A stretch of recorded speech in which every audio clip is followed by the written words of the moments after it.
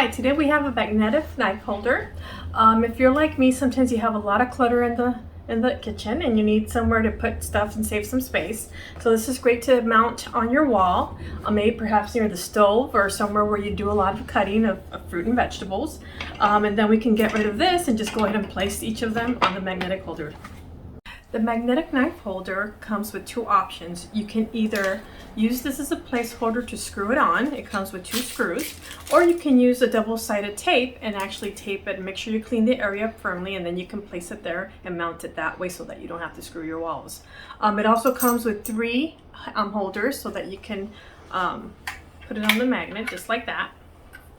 And it's pretty strong magnet, and you can go ahead and hang stuff from there, or you can put your knives. It comes with 3 holders that you can place right on the magnet. It's a pretty strong and firm magnet. You can hang your mittens for cooking, or you can hang your knives.